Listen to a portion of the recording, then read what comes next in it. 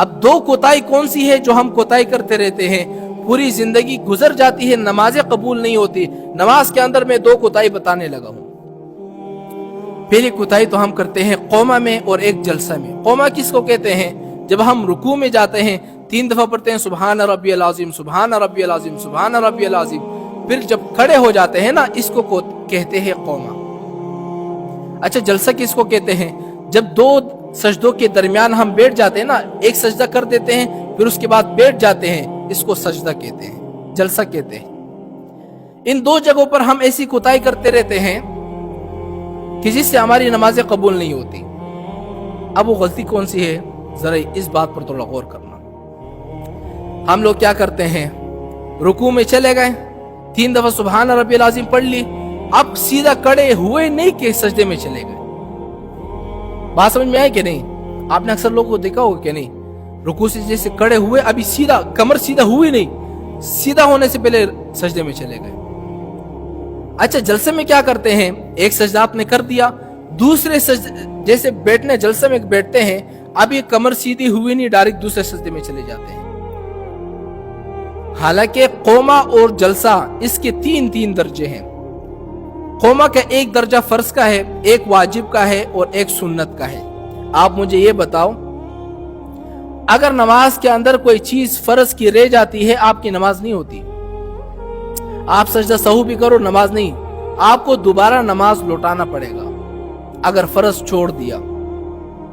واجب نماز کے اندر اگر واجب آپ نے چھوڑ دی، کوئی چیز آپ پر نماز کے اندر واجب ہے، قوما جلسہ یہ دونوں واجب ہے، کوئی چیز آپ کے اندر واجب ہے وہ آپ نے چھوڑ دیا، آپ کی نماز نہیں ہوئی۔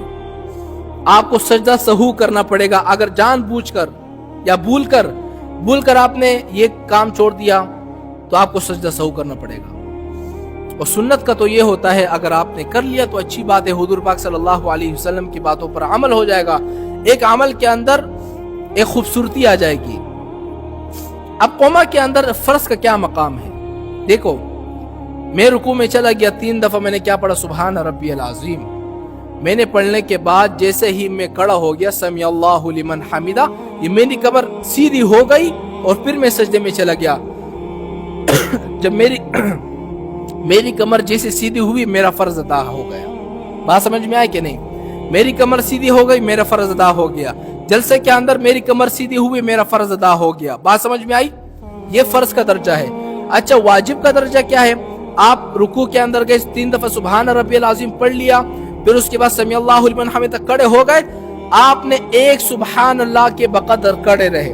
بندہ کھڑا ہو جائے نا سمیع اللہ لمن حمدہ، اور اتنا کھڑا رہے کہ جس میں ایک بندہ سبحان اللہ کہے۔ اگر اتنے مقدار کے بقدر وہ کھڑا رہا تو سمجھے اس نے قوما کا واجب فرض ادا کر دیا، فرض بھی ادا کر دیا، واجب کا درجہ بھی ادا کر دیا۔ لیکن سنت کا کیا ہے؟ آپ نے رکوع میں گئے، 3 دفعہ سبحان ربی العظیم پڑھ لیا، پھر سمیع اللہ لمن حمدہ آپ نے کر لیا، اس کے بعد آپ اتنے کڑے رہے جس میں ایک بندہ 3 دفعہ سبحان اللہ کہہ سکے۔ مثال کے طور پر میں کہتا ہوں سمیع اللہ لمن حمدہ، سبحان اللہ سبحان اللہ سبحان اللہ، اگر اتنی دیر تک میں کڑا رہا تو سمجھو میں نے قوم کے اندر سنت ادا کر دیا۔ ہم لوگ کرتے کیا ہیں؟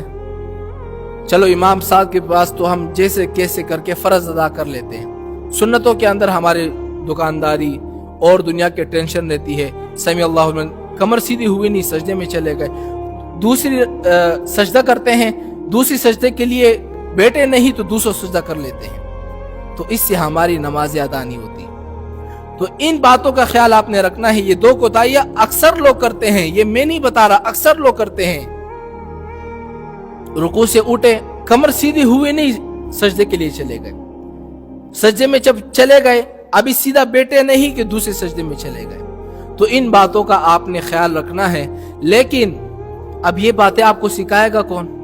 کوئی دکاندار، کوئی موالی، کوئی چرسی، کوئی پوڈری، یا آپ کو کون، یا کوئی ٹھیکیدار آپ کو یہ باتیں سکھائے گا؟ یہ باتیں آپ کو اسی علماء کو سیکھنے سے ملتی ہے۔